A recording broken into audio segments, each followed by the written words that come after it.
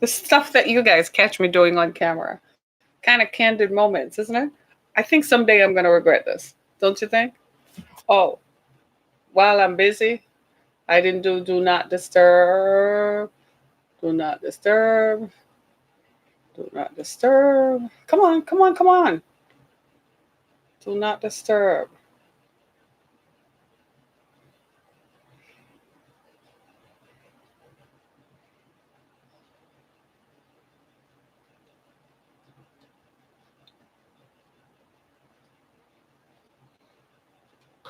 Uh, Your show will go live in 5 seconds. 4, 3, 2, 1.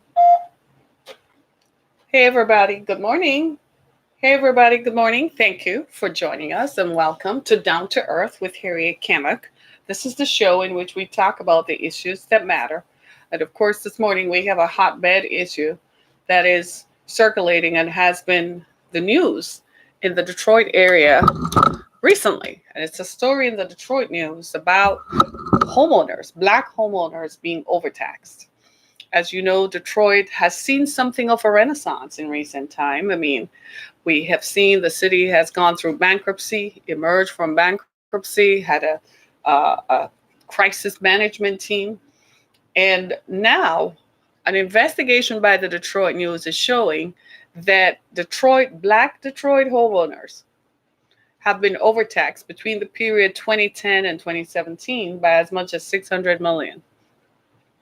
Of course, the mayor's mom, because of course he's defending what he has done. This is his second term. He's in his second term.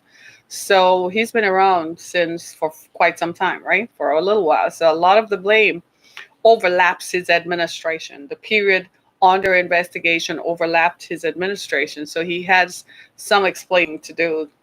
But of course, being a politician. So we're going to go into why this is so and what does it mean for other communities around the country similar to Detroit, right? So we're going to talk about that. But in the meantime, there's lots to talk about. I mean, right here in Michigan this week, we're facing a snowstorm. Hi, this was covered on the most recent podcast of Reveal. Oh, really?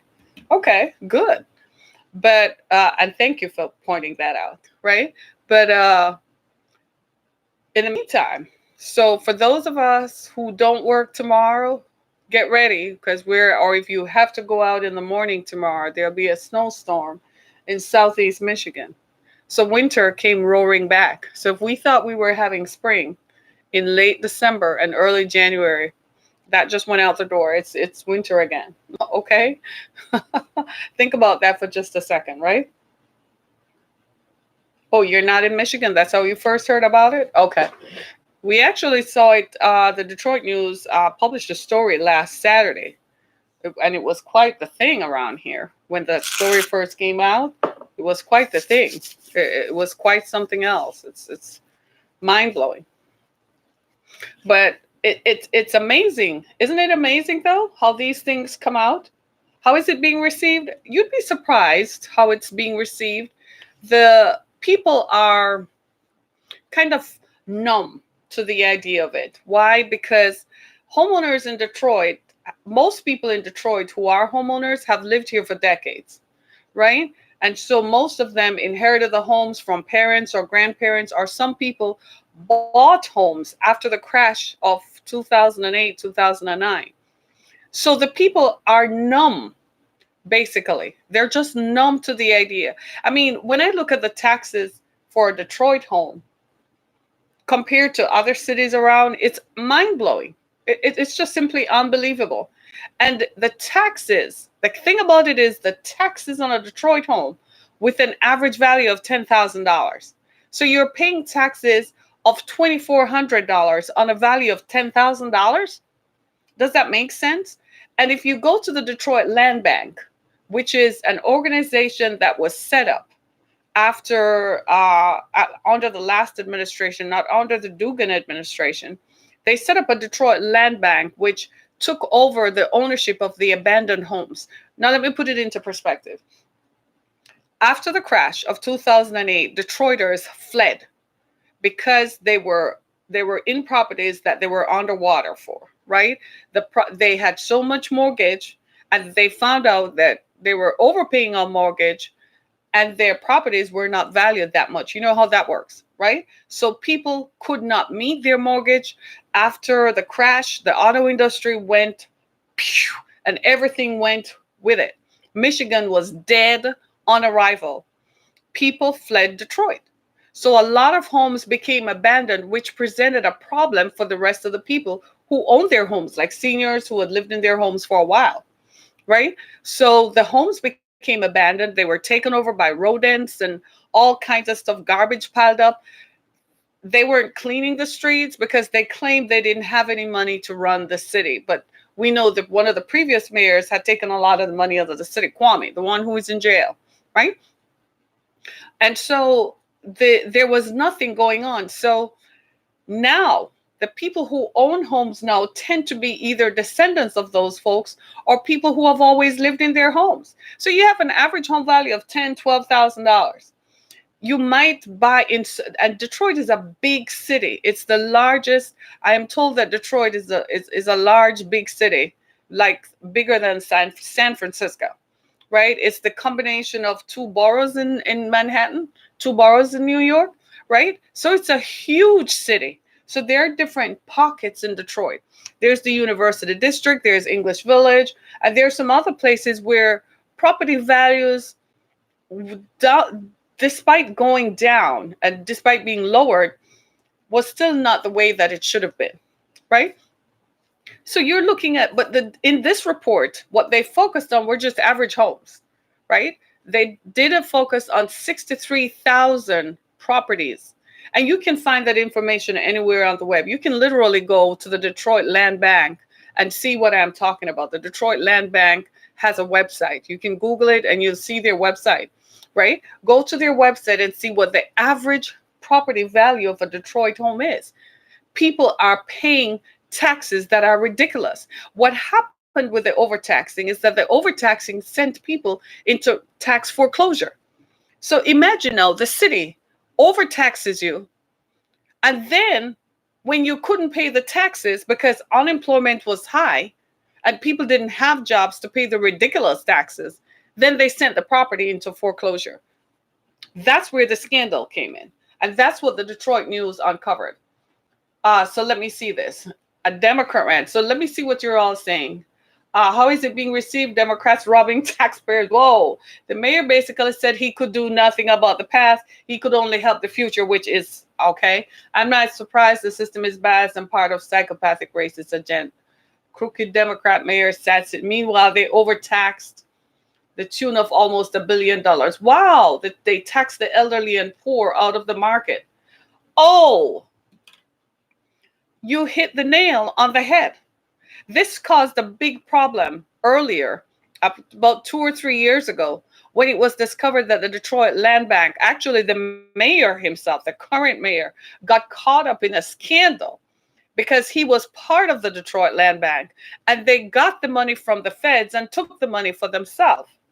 But he's still the mayor, right? But this is part of a bigger problem.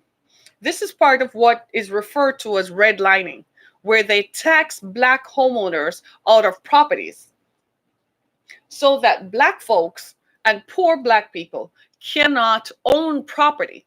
We do know that owning property and owning a home is the launch pad to creating wealth.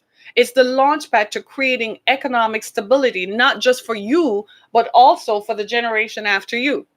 So it's no surprise then that Blacks and poor Blacks are taxed, and that redlining became the issue. They've used redlining. I mean, let me just get personal with you for a second. Can I just get personal? A few years ago, there's a neighborhood in Detroit called Corktown. Anybody knows where that is, right? Corktown was first established by the Irish in the 1800s, right? Nice homes, they're huge. Nice homes, they're, really nice neighborhood. Well, talk about gentrification. A lot of the folks who lived in that neighborhood could not afford the taxes on their property. So guess what happened after 2008, 2009? Are you all ready for this? This happened also in the Boston Edison district. Are you all going to be ready for this? Guess what happened?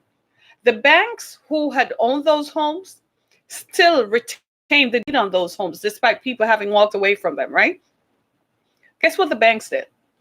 If there were still people in the home struggling to make the tax payments and the mortgage, the banks sent people around.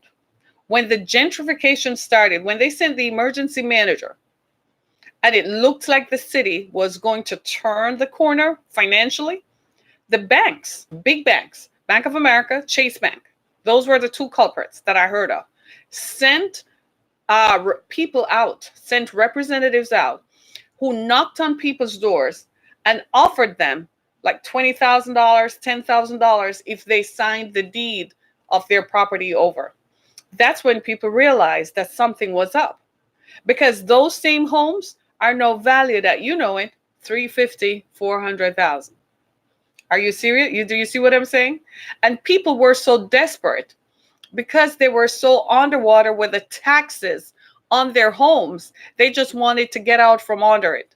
So people literally sold their birthright and then went to rent somewhere to live somewhere else. Is that not redlining? Talk about gentrification. So I was telling you about Corktown. So a few years ago, I was writing a grant. I hired a grant writer. I wanted someone to do something. And she said, "You really want to know what's going on? Let me take you on a ride." So she took me down to Corktown. I wasn't even familiar with that neighborhood. And she showed me what gentrification was doing in that community. The place is surrounded, it's off Trumbull, right? That's downtown Detroit. The place is surrounded by broken buildings and so on. But right in that little neighborhood, white people had started moving in. And the city, when Dugan became mayor, guess what he did that started the gentrification?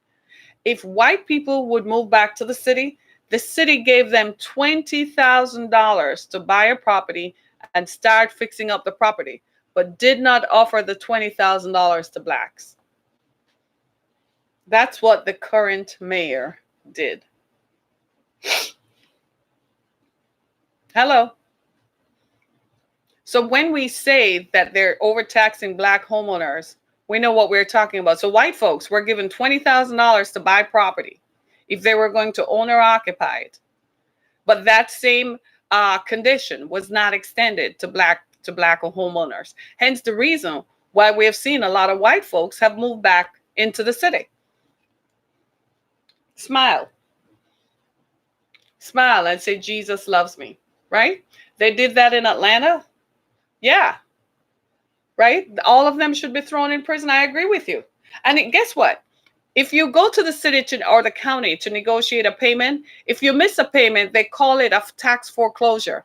Matter of fact, even the treasurer for the county was caught up in a scandal where he used his position to buy property, right? Used his position because he had access to the tax rolls, so he could see whose property was going, looked on a property and bought the property, and he still has his job. This is corruption at the highest levels. His name is Sabri. Yeah, because his name appears on tax documents everywhere. On property tax documents, that is. This is redlining. And not only is this redlining, this is what you call, this is gentrification. This is just call it what it is. It's racial discrimination against black property homeowners. That's what it comes down to. So people who are struggling, like I went to the tax office a couple days ago. I might have mentioned that on a previous podcast. I think it was Tuesday. And there was a grandma paying her taxes. There were so many seniors paying taxes, trying to hold on to the homes that they have lived in. Now, check this out. These folks probably have owned their homes for a while, right? So chances are they've paid their mortgage off. They've paid off a 30-year mortgage, right? So what's the point in paying off your 30-year mortgage to go rent somewhere for $900, $1,100, $1,300 a month if you're on a fixed income? What's the point? There's no point to that, is there? None at all. So they're trying to hold on to their homes, and instead they have these abnormally high, these astronomically high property taxes. Now, according to the Detroit News, they looked at a time frame, 2010 to 2017, right? They investigated 63,000 homes. And you know the Detroit News, they're not telling no lie. They did their background. So by the time they come to the mayor and say this is what we found, they're not ifing, they're not budding, they're not, oh, I'm sorry, I made a mistake. It is what it is. And in that investigation, they uncovered it, presented it to the mayor, and the mayor said, well, I have programs, I can't correct the past. Well, how long has he been mayor? This is his second 4-year term that started in 2018. So the period that was covered was when? 2010 to 2017. He became mayor in 2014, right? So guess who between 2014 and 2017, what did he do? He got involved with the Detroit Land Bank. And in getting involved with the Detroit Land Bank, they uncovered a heck of a corruption. So what they were doing was forcing homes into tax foreclosure so it could end up in the Detroit Land Bank. Yeah. And so that guess who could, so whomever could have access to it. As a matter of fact, then they put up a bond issue and say, if it's part of a bond or whatever, it's just unbelievable. From what I have learned, I think there's some form of gentrification taking place in Atlanta. So I can only say to the folks in Atlanta, you better watch out and go check on your seniors. Because if your grandmama and mama and such own a piece of land in Atlanta, go own that stuff. Because Tyler Perry has a movie studio down there, which means that what? It's the new Hollywood. So black folks are moving to Atlanta to get jobs from Tyler Perry studios. White folks will be moving pretty soon because they see a value in that. So if you know people in Atlanta who own property in the city of Atlanta, go get them. Help them pay off the property because that's going to be worth something. I'm telling you about this neighborhood called Corktown in Detroit. The old Detroit train station. Now, I'm going to be honest with you. We're going to look at this in full blown. I'm going to be honest with you. The previous administrations in Detroit, some of those people really should be serving time for real, right? They did the city no good. They did nothing to uplift the city, nor did they do anything to keep the neighborhoods intact. They cut off the services that keep a city running. Like there was no garbage collection. Kwame Kilpatrick, whom they're all saying, free Kwame, my foot. Kwame discontinued bus service to pick up kids to go to school. He cut that out of the budget. He discontinued garbage pickup and told the residents of the city that they should take their garbage down to the city dump. I kid you not. Kwame Kilpatrick cut off streetlights in the city. I kid you not. This is not just a Kwame thing. This started with previous administrations, Archer and all the black mayors, Coleman Young, whom is well celebrated, all of them. They did not do the city any good, right? So the city has been lapsing for some time. This was kind of a cumulative effect. So when Dugan says it really didn't start with me, it really didn't. The thing is, it's kind of true. It's a way of him absolving himself of any responsibility. But at the same time, he did take over in 2014. That's the first thing that he should have looked at if he had the interests of black homeowners at heart. I don't believe that he did. Not because he's white, but because it's not his problem. It's kind of like it doesn't mean anything to him, so he wouldn't have looked at it because it doesn't affect him. And at the time, the people who worked for him, even if they were black, nobody lived in the city because the city didn't have streetlights. The garbage wasn't being picked up and crime was unspeakable. You couldn't even walk down the street in Detroit or drive down the street. There were broken bottles and trash all over the place. We're not talking about a third world country. We're talking about one of the greatest American cities of the 20th century. We're talking about the place that made automation great. The place of innovation that made automotive industry something to be seen the world over. We're talking about the place where black music proliferated. And this is what is left, broken down neighborhoods. And politicians have the nerve, y'all, to come looking for people's votes everywhere and smiling and glad handling. And the people are poor and disenfranchised, and seniors are abandoned, and they're picked on by criminals every time they get a social security check. There are more liquor stores on every freaking corner of Detroit. I said the word freaking because it is what it is. Every street corner of Detroit has at least 2 liquor stores. There are liquor stores that sell liquor, that sell drugs, that sell everything but uplift humanity. It is so bad. They have, the Detroit Police Department has something called Green Line, where they put up green lights to indicate that they have cybersecurity, so they're monitoring the streets to see what kind of crime is being committed, much like they do in London. You know, London has CCTV coverage everywhere. Well, Detroit now has that. So they get local businesses to put up a camera so they can watch the activities that take place on certain streets. There's some places in Detroit that you don't drive through, you don't go to. There's a zip code in Detroit called 482 die. Did you hear me? 4820 die. You know what the actual zip code is? 48205. You know why they call it 4820 die? Because you don't survive past 25. If you make it to 25, that's a long haul. In that zip code, if somebody is caught driving with a gun, they get an automatic 10 to life. If a gun is used in the commission of crime, they're gone for life. That's how bad the crime is in that zip code. Detroit is a very large city, and the zip codes sometimes span huge areas. When I look at maps of Detroit from 50, 60 years ago, I wondered myself, how did they monitor all these areas? Because was a really huge city. Up until before the year 2000, the population of Detroit was 1 million. And then when things started to slide, people just flew across 8 Mile. And the rest, as they say, is history. The current population of Detroit is about 400,000 to 500,000.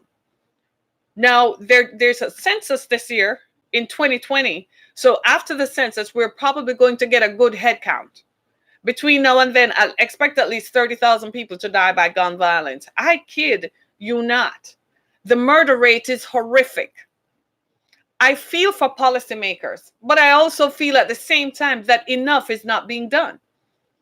I don't believe that they have the interests of people at heart. I know they listen to me, and I know they watch me.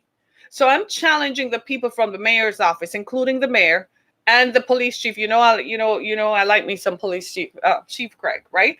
But I'm challenging you all, and especially Mr. Sabri, the Wayne County Treasurer. I'm not a friend of his, and I don't suspect that I ever will be, because I believe they're part of a system that overtaxes seniors out of their homes. My mother was one of those. It was horrible. I could not believe when I used to read, I'm like, why are you paying so much for taxes? And people in Southfield and so on are not paying this much. And if when they pay it, it's equal to the property value. Do you see what I'm saying? And I'm saying to all of you, you all suck. Find a solution. You can do it. Don't tell me you can't. You just feel like you have won and you are better than the people.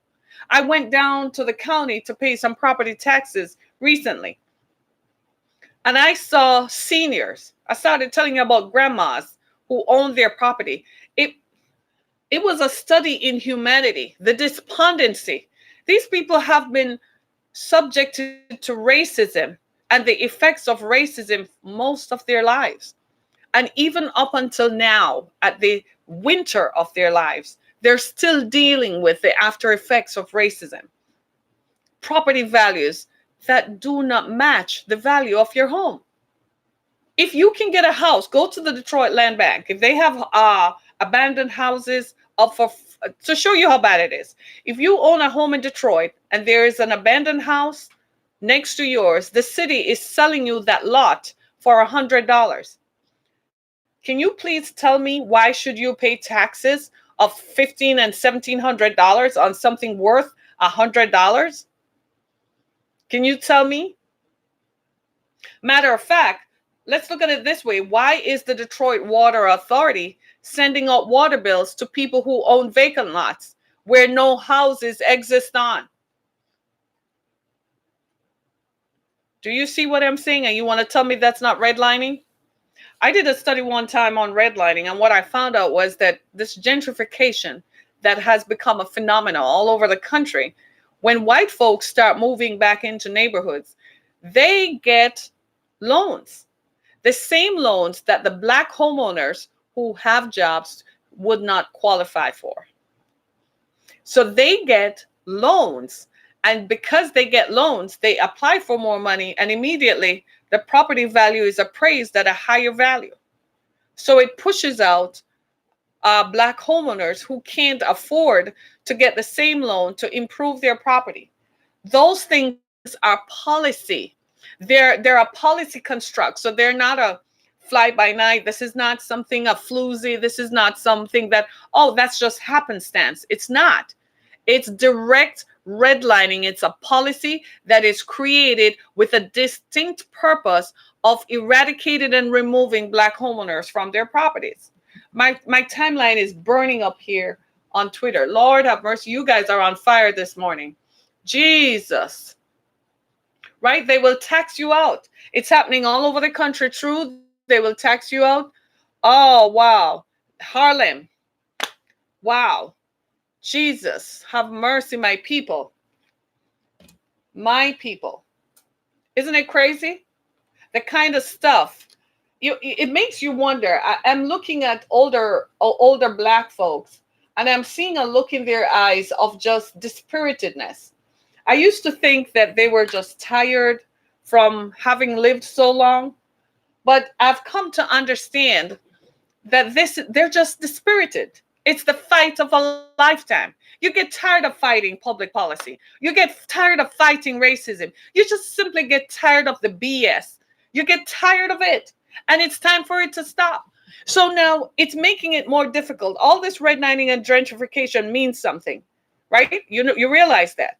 What it actually means is that young black people are going to find it even more difficult to start off from a base of home ownership and property ownership. Because if their parents didn't have it, then they won't have it. I looked at a recent story in the New York Times that talked about why blacks were doing so badly in the wealthiest state in the country. There was an abnormal amount, an astronomically high number of black folks in California, especially around the Los Angeles area, who were homeless. And what they looked at, it was directly attributed to redlining. So the same thing, right? Black homeowners were taxed out of their property. They didn't have property. The next generation went to jail because they either did drugs or they broke the law by stealing something. Yeah. And then they come out of jail and they don't have anywhere to go. The next generation worked, but they worked jobs and they can't, property values in LA are so high. It's all parts of California, especially around San Francisco. They can't afford to live there. They lose a job, lose their home, lose their place of abode, their dwelling. And what they found was that it's directly attributed to redlining. This is why I say it's a system. It's a system. So you're getting rid of the figurehead that occupies the position. You really need to eliminate the position. It's a system. It's a system, my friends. It's a system. It's directly designed to dispossess and disenfranchise blacks from owning any property or owning anything. My friends, we got to do something about that. Years ago, I lived in Central Florida. My first kind of encounter with redlining, I lived in Central Florida, right? I lived in a subdivision. Granted, we bought into the subdivision because we could afford to, or so we thought. It was a good school district. That was my primary motivation, right? But we were surrounded by mostly white people. But okay, so I like the house. I want to live there. I didn't see the big deal. I just liked where I live, right? It's a highly organized criminal enterprise. You're right about that. But what I found out was this. We became friendly with our neighbor. The neighbors on both sides. It was a cul-de-sac and the people who lived in front of us. So we started like everybody does. We started talking about, well, how much you paying for your house? Much to my surprise, I found out that all my neighbors were paying $200 to $300 less for the same property value.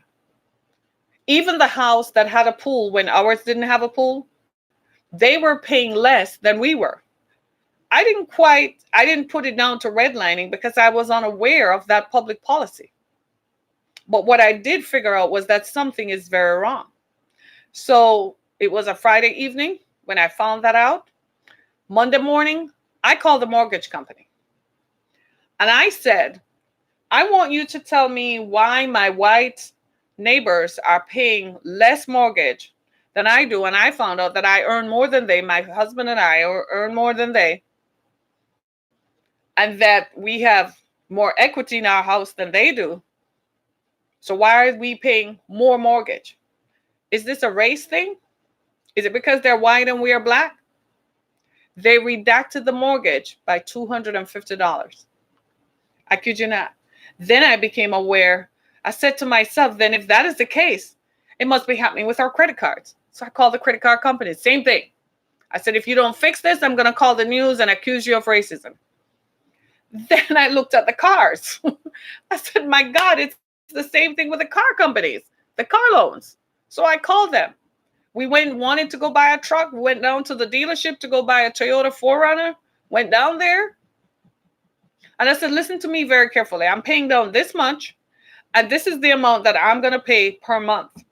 And if I'm not paying that based on credit and how much I'm paying down, then I'm taking my business elsewhere. But back that up, I'm going to call the news media and tell you you're racist. Because if I find out that the white guy who just bought the same car is paying less than me, you're in trouble.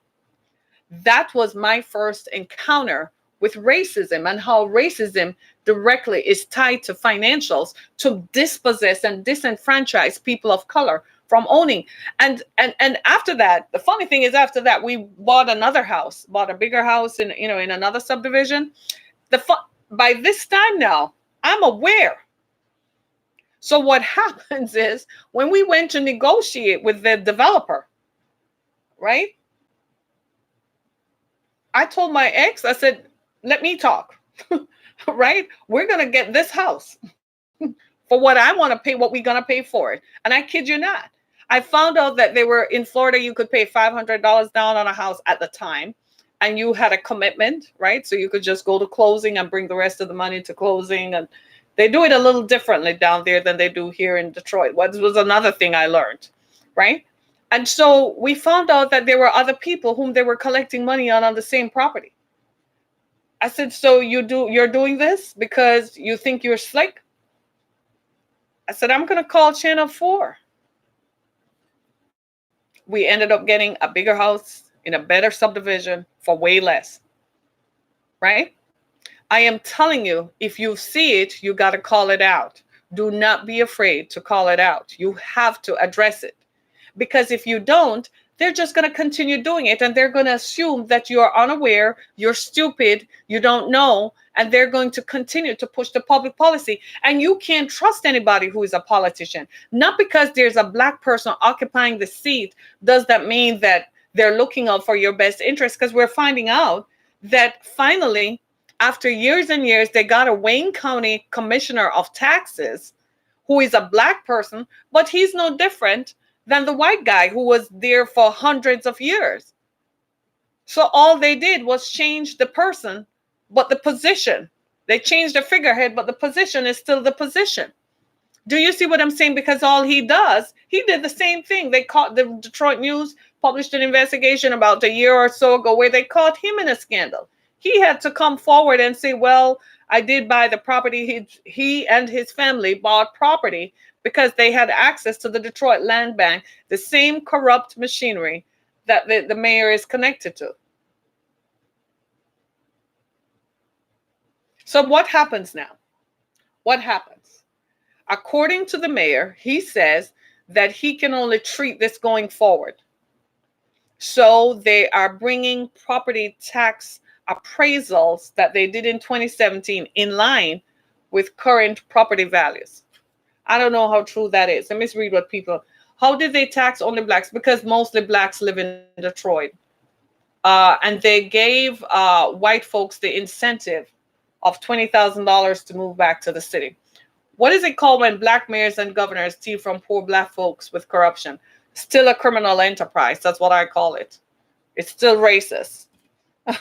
Somebody says I'm your daddy. Are you my daddy? No, he died. I'm pretty sure of it. He's laying in a grave in Maryland. He's pretty gone. We're pretty sure of it. Right? And we have the pictures to prove it. So thank you for wanting to be my daddy. But do you see what I'm saying? What somebody is asking, what do you call a black mayor and governor who perpetuate the same thing? They're still racist. They're part of the establishment. They're part of the redlining. They're carrying out the policy. So have they essentially changed or done anything significantly different that is going to help people? No, they're not. They're still the same. And this is the reason why you have to pay attention to politicians and what they say. Hey, the reason I'm talking about it is not just because it's a Detroit thing, but because it's happening in your city. If you live in a major city, watch out, it's happening. It's happening all over the country. And if we're not careful, you will find that houses and property that have been in your family for a generation is gone. Let's look at it this way. When the Great Migration began in the 1900s, in the early part of the 20th century, and blacks began moving to the north, right? They moved to Chicago, Detroit, Milwaukee, Cleveland, DC, all along the eastern seaboard, New York, and so on. Those folks bought property eventually. Well, the intention was that that property was to be carried to the generations, just like in other cultures. White people do that, right? They own the property, they will it, they pass on, they will it to the next generation. What that does is that makes the next generation, it situates you and positions you for wealth because you can claim that you own property. Well, I wasn't born in this country, but where my family are from in my home country, they own land to this day. Right? So there's still land that is still available. This is why I tell folks, go buy land, go buy property, own something that you can deed to the next generation. It's going to position them to have access to wealth. You ever seen when your parents die and you live way over in California and they live in Detroit, but they leave you a house with something on it, and you can sell that and make a quick $20,000. And you say, well, grandmama, mom and dad did leave me something. Have land. This is what they're trying to do, is disenfranchising and dispossessing people of what they own. Now, the truth of the matter is, I'm not making any friends by saying this, but this is not about friendship. This is about where public policy has gone awry and is hurting people, and people of color, in particular black folks, where public policy as administered and executed by even black people in power, that is hurting black people. And it could have been my mother. What I saw on those seniors' faces, it could have been my mother. It could have been, and I remember walking out the room and I was like, what if this were mom? This could happen to anybody. To personalize this, there was a grandma who was paying her taxes, and she said the amount that was required for her to pay her taxes, she said, I cannot pay it all today because I promised my great granddaughter that I would help pay her enrollment fee at Michigan State University. Right? And she said, I will come back next month when I get my Social Security and I will come back and pay it off. That rang home for me. That personalized that for me. She's trying to hold on to the property while at the same time giving the next generation a level up so she can finish her education. Do you see what I'm saying? And this is what I want the mayor. I know you're listening, and the people at the Detroit City Council. I need you all to get proactive. I need you all to start passing resolutions and passing ordinances that is going to stem the tide of black owners leaving their homes and being taxed out of their homes. It is a blight and it is unbelievable. It's kind of like poverty is a crime. Being poor is a crime.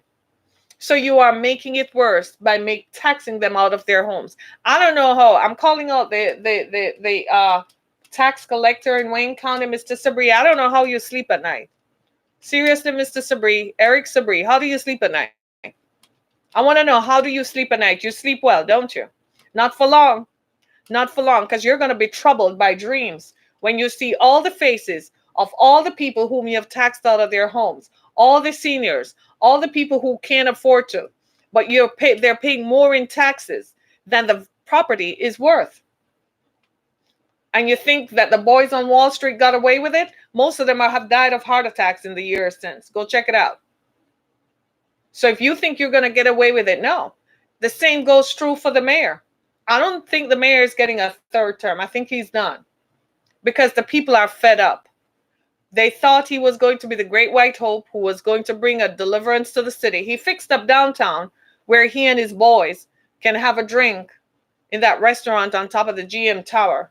And they can look out at the river between Detroit and Windsor, Canada, and think they own the city and they own Michigan and ha, ha, ha, ha, like a rich man's laugh. I dare say that you're both going to be troubled in your dreams for what has happened to Black homeowners in the city. You're going to be troubled. It's going to sit on you when you least expect it, and it's going to bother you until you decide to do something about it. All these seniors. Matter of fact, you don't believe me? Drive down Jefferson, go up Larned, go across Congress, go up Woodward. Look at the faces of the homeless. Every time you see one of those homeless, you need to ask yourself, all you policymakers who contribute to it, black and white alike, you need to ask yourself, I did this to these folks. I caused these people to be wandering the streets and not have a home to lay their heads in. And you need to hold yourself accountable. And even if you think you don't have a conscience, something else, God himself is going to trouble you all for doing this to people. It is unbelievable. It's inhumane. It's wicked. It's destructive. And it's painful. And it's painful for me because I can't do anything about it. You see what I'm saying? I can talk about it, but at the end of the day, I want relief. I want something palpable to be done to alleviate the suffering. When I look at people, I see people who are homeless, and I'm like, I know you weren't always homeless. I know something must have happened, whether it's a mental health issue. But to think that people end up in nursing homes because they just, frankly, just give up. People had to move out of their homes and go live. I heard a story just this morning of one such case. He had to leave his home to go live with a family member. He died within 6 months, heartbroken from an alcohol-related illness. Got a stroke because he couldn't possibly live. Lost his job, couldn't make the payments on the taxes. A house that had been passed down by his ancestors. I just heard that story this morning. Had nothing to do with my broadcast. I didn't call seeking a story. I was just talking to someone randomly. Someone called me and I said, how is so-and-so? And they started telling me. I said, how are you doing? And they just started telling me everything. You know how that works. Right? People who have always lived in Detroit, whose ancestors came up from the South. This is what they're experiencing. It's kind of like they left the South and left the Jim Crow laws. Then they came to the North and encountered the same system, just called by a different name. And the system that is being perpetuated to this day. You know what is the anger about it and the part about it that is painful? It's not just that it's the white person doing it. It's not the white establishment perpetuating some myth of white power or white supremacy or white economics or economic oppression. It's not that. It's the fact that you elect Black people to ameliorate and alleviate the suffering, and instead they perpetuate it. They continue with it, much to the surprise and the disappointment of the people, of the public, because you think that they would have had more compassion. No, they don't. They're in it for the money, just like everybody else. And if they have to overtax other people to make it, they're going to do it. Because at the end of the day, those people don't have consciences. They don't have a moral compass. All they have no spirit. When you look in their eyes, they're dead. That's why alcohol is consuming them. Let them have their drink. Let them go sit down and drink until their livers dry up. Let them go drink until their pancreas are worn out. Let them get heart attacks and strokes. That's just payback for the pain and suffering that they have inflicted on an unsuspecting public. It's mind blowing. It's unbelievable. And I am hurt because I know folks caught up in the midst of it, people who are struggling to stay in their homes. And listen to me, not because the current value of the home is $400,000 or $500,000.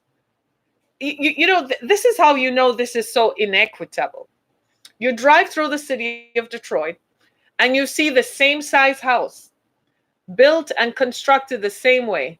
You go to Royal Oak, Ferndale, uh, Birmingham, Berkeley, all those other places, and you see the same size house built the same way. What is that? When I first came to the city, I asked the same question. I said, is this about real estate and location? Location, location? Because it's the same size house. It's the same house. Just move it to a different location where where white people occupy, and it's valued more. That's redlining. You all need to be aware of that. Stop sitting back and being passive about some of these things. Be proactive. Start asking questions like me.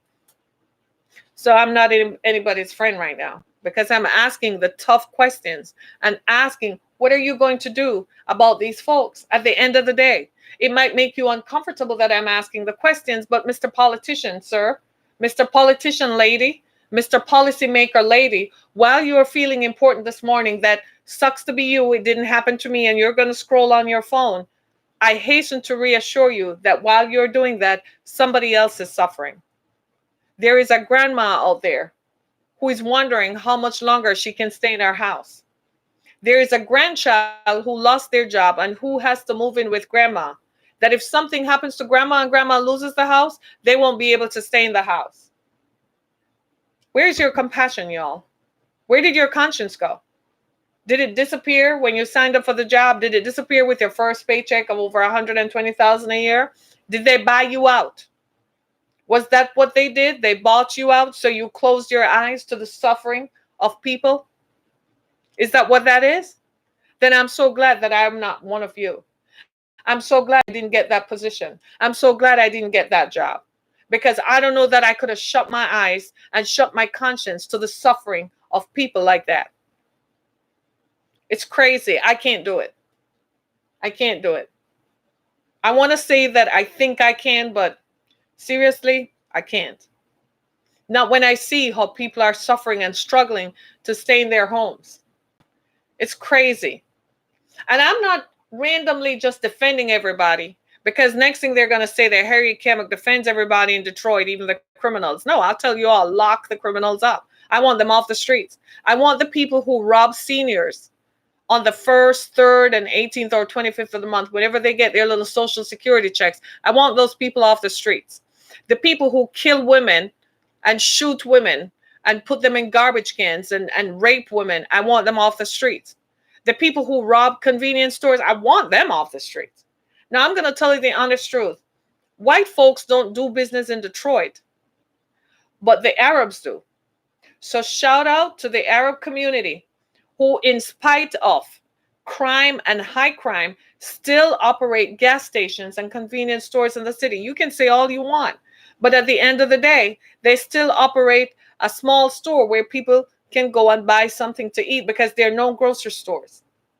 Meyer, a large big box, opened one on 6 Mile and I think one on 8 Mile and Woodward. That's as penetrative as it goes. Kroger disappeared. Are you hearing me? So where are people supposed to go? So they go to these stores operated by Arab brothers and sisters who, frankly, are overpriced. The goods and services in there, when I had the shelter, we used to go to one close by to buy stuff. I was shocked. I'm like, why am I paying so much for this when I can go to a regular big box store and pay less? The prices are they're overpriced. I don't know that the meat is always fresh. I don't know if the milk and so on is maintained fresh. But at the same time, I still have to say the Arab community still are willing to operate businesses in Detroit. Otherwise, the citizens there's a depletion of businesses. There's no investment. This is what I call infrastructural investment. The roads are bad and dug up. 8 Mile East needs to be fixed after Woodward. Come on now. They fixed parts of the bridge over I-75. 8 Mile East needs to be fixed, Mr. Mayor. 8 Mile East needs to be fixed. Come on. Fix the roads. You collect the taxes, you overtax the citizens. Fix the roads. Get rid of the blight. Tear down the abandoned buildings. Nobody's in it. It's a blight on property value, the same property value that you have depleted, that you're overtaxing people, but you still have an abandoned building next door that is a den of crime. Hire more police officers. There are 24 to 2,800 police officers in the city of over 500,000 people. Unbelievable. So how many detectives? Maybe 40? 40 detectives to investigate crime? Hire more police officers.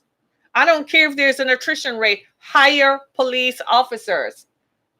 Hire more police officers. Let there be more patrols. It's a deterrent against crime. There's a police officer who patrols up and down 7 Mile and so on. I like him. He's fearless. I think the whole community loves him. He's just fearless. The dude just drives his cruiser and he's nodding at everybody. The people even got to know him. I even had to stop one day and say, but this dude drives past all the time. You see what I'm saying? The people got to know him. He has goodwill. They see him. He's nodding. They're nodding. Put the police out there in the community. The police don't want to come out. I don't blame them. They don't want to be killed. Put more police officers out there.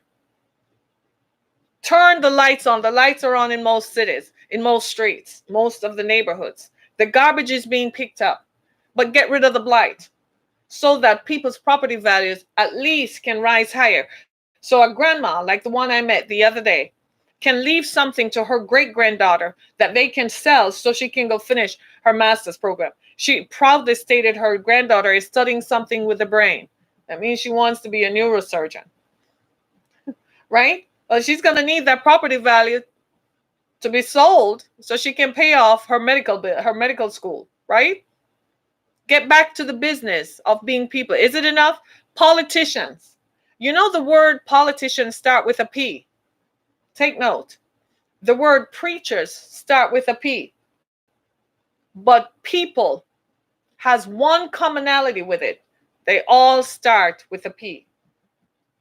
It takes all of us to do this. There's this African proverb, it takes a village to raise, but if the village is sick, everyone is going to die. If the village is overtaxed, then there will be no village. Is that the end game? Is that the end game? I see tattoo parlors springing up all over the place, right? But you know what? I'm also seeing cannabis. Is that a good thing? Yeah, we want everybody to be high in the city so you can lock up more people. I don't think that's a good idea. Right?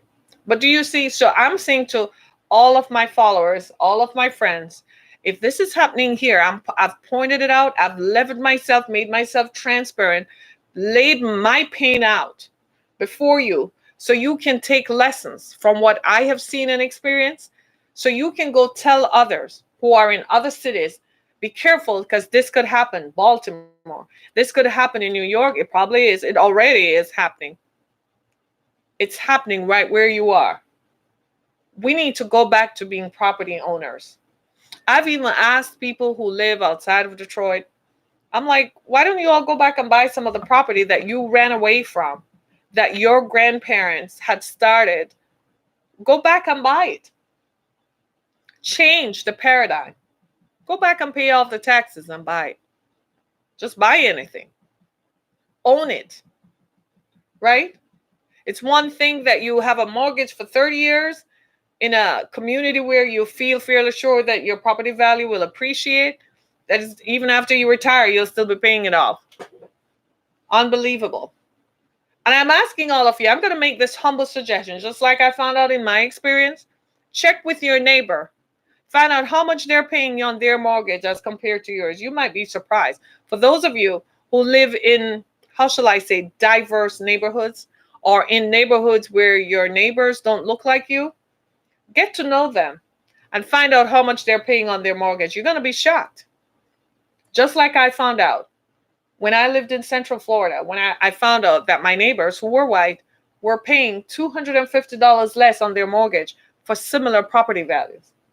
It never happened to me after that because I called, right? We can't, you see what I'm saying?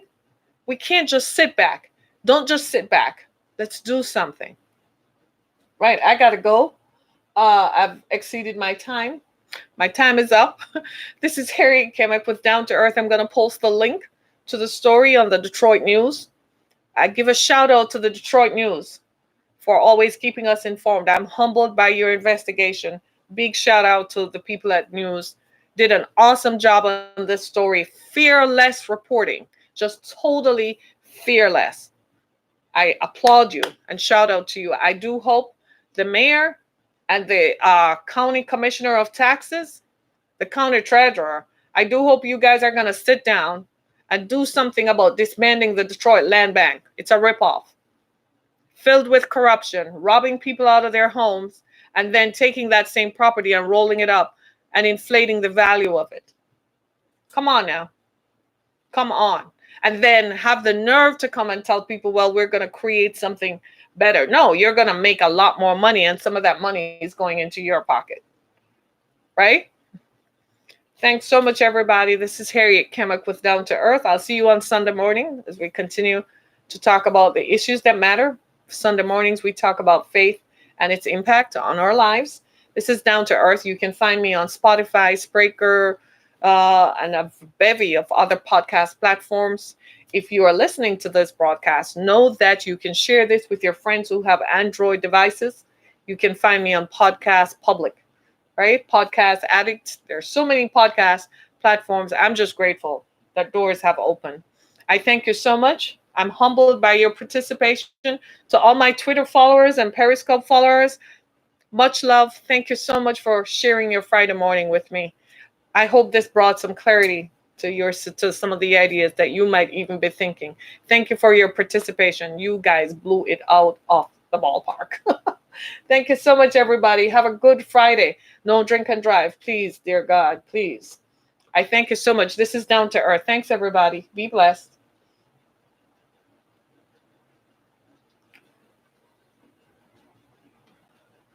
So I'm going to read some of the things that you guys have said, because I think all those places lived in Roseville, Detroit, in the D. Wow, a waste of money on both ends because he's a vampire.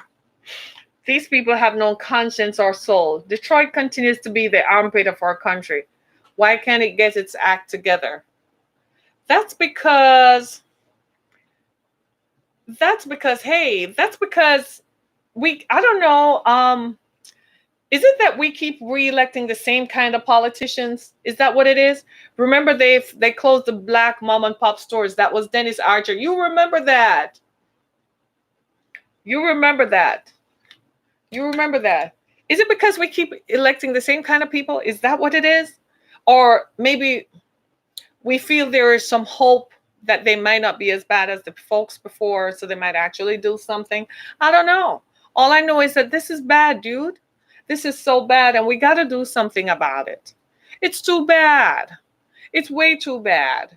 We shouldn't have, when I kid you not, when I went down to the county, because I had to pay taxes on some property that I own, and it was one of those things where normally you take care of this online, right? But I don't know. I ended up down there. I don't want to cry, but the despair that I saw in the faces of the people, it's like they're tired. It's like they've given up. The dispiritedness. It's like they're like, is this it? This is all. I've lived all my life and I still have to deal with this. I kid you not. My daughter was with me, and she's a young lawyer, and she was like, Mom, are you feeling this effect? And she says, you got to talk about this. You have to talk about this. And I'm like, I really don't want to, because I couldn't, after listening to that grandma who was, paying, said she couldn't pay any more on her taxes because she had to help her great granddaughter with her enrollment fees. It sounded so familiar because the guy who did my lawn in the summer said the same thing, that he was helping his granddaughter through college. So I said, well, what happened to the parents? He says, well, they don't earn enough to do that. And he said, because I have my pension and my social security, I'm able to help my granddaughter to go through college.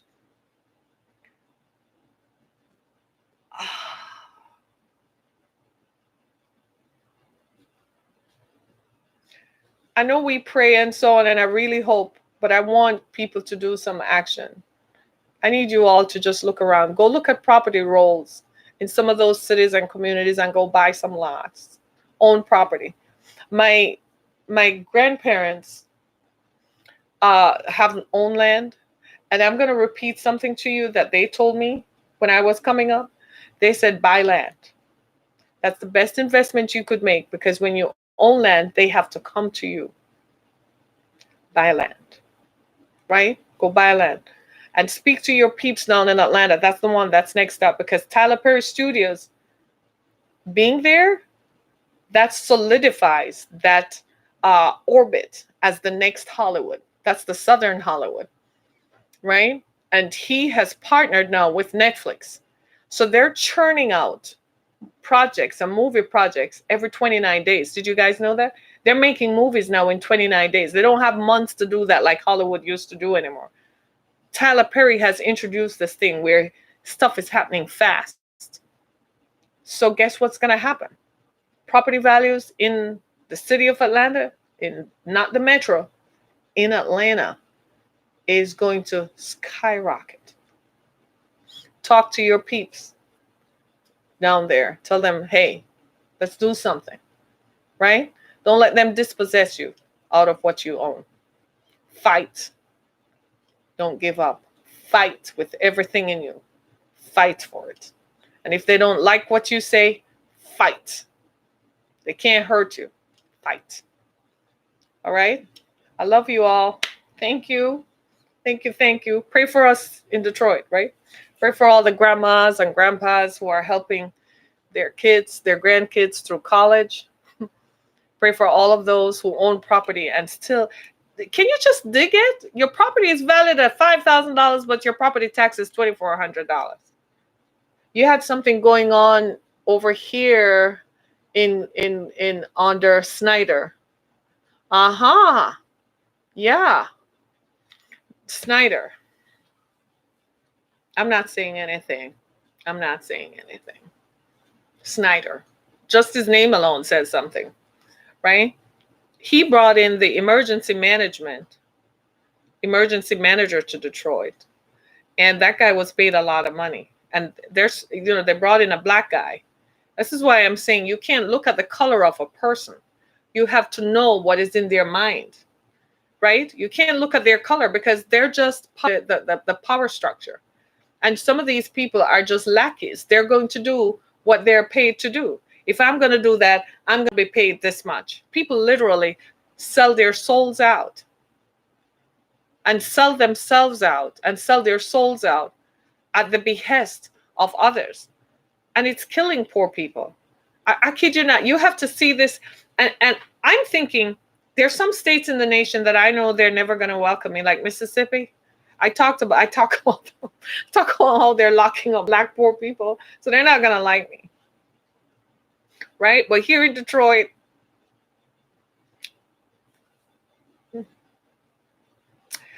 it is what it is. I don't aim to be anyone's friend, but I don't want to see people dispossessed at the same time.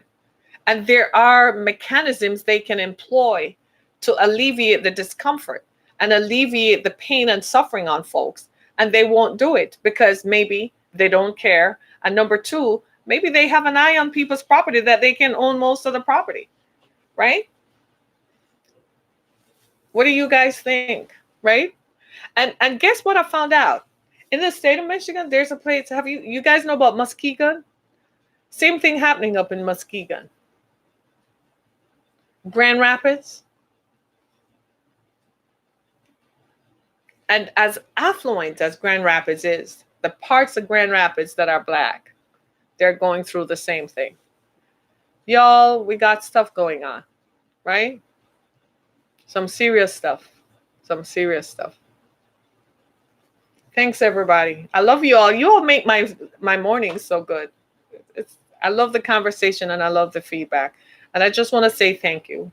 Thank you for listening. Thank you for seeing what we are saying. Frankly, I don't think they care. Because tonight is Friday. They're probably going to go have their drinks.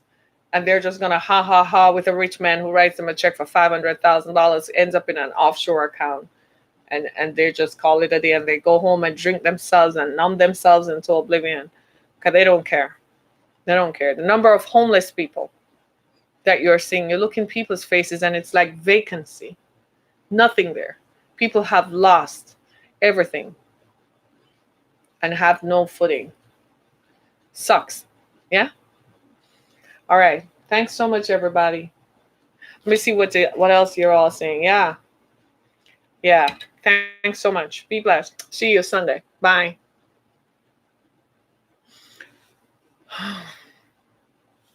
Hey. Bye.